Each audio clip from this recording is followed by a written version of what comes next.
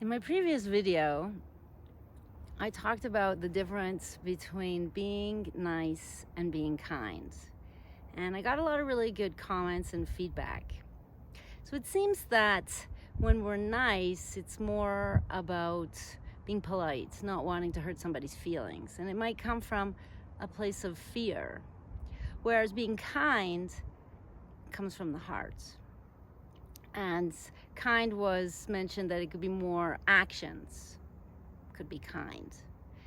Now, somebody started talking to me about boundaries. So in relation to kindness, how setting boundaries is an act of kindness because you are, first of all, showing kindness for yourself by showing yourself self-respect, and you're being kind to somebody else by letting them know early how you would like to be treated and what's acceptable for you.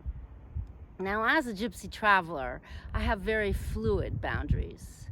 I only realize I need to set a boundary once it's far too late. And the relationship at that point sometimes is not recoverable.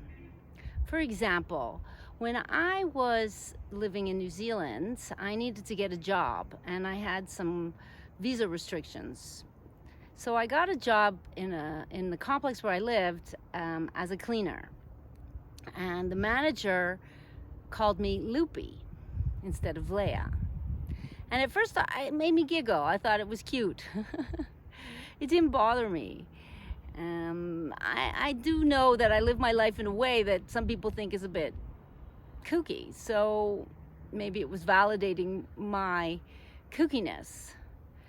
At the time, I didn't realize that, in a sense, it was also not being very respectful to me and valuing me, and I wasn't even valuing me.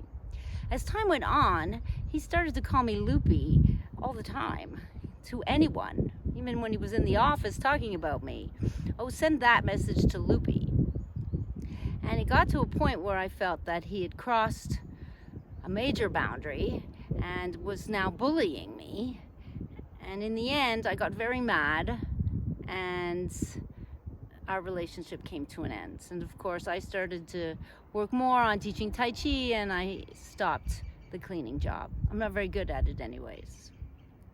But the point is that maybe having more self-respect, then it's easier for us to set boundaries. Had I respected myself enough to insist to be called by my name rather than Loopy, then we might not have ended up in that bad situation. And we can also look at relationships. You know, at first, a couple, they're getting to know each other, they're in love, everything is, peaches and cream.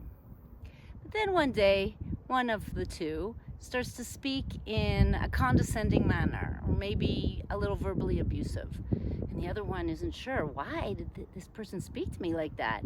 Normally, they're madly in love with me. So they don't say anything at first because maybe it was just a one-time thing.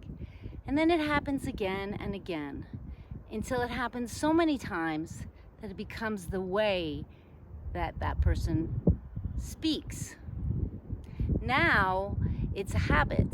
And how do we go back on that habit? How do we fix that habit? How do we go back to speaking to each other in a loving way? So the question really is how do we recognize when we need to set a soft boundary? Because in the beginning, it could be just a soft one. After the first time the person spoke like that, no, I do not accept that anyone speaks to me in that way. Please do not speak to me like that. But since it only happened once, maybe you don't say anything until you realize it's too late. And then comes the end of the relationship. And how unfortunate is that? So today in the mountains of Armenia, I am contemplating boundaries and how to recognize the need to set boundaries early enough so that I don't blow up the relationship later on down the path. It is hard for me Perhaps I need to cultivate more self-worth for myself. Maybe I need to respect myself more so others will do so as well. Maybe they're just bad habits from a long time ago, because I do think I have respect for myself, but maybe it comes from somewhere else. So this is what I'm contemplating while I'm enjoying the mountains of Armenia and taking this time in my life to understand how I've arrived, where I've arrived in the relationships that I have. Thank you very much for watching, and I hope that this could be helpful for some people. And I thank you also for any comments that you may share. I know I have very wise students, so I look forward to reading them. And once again, let's have a look around at the place I chose to take time out of my life for contemplation. I wish you a lovely day.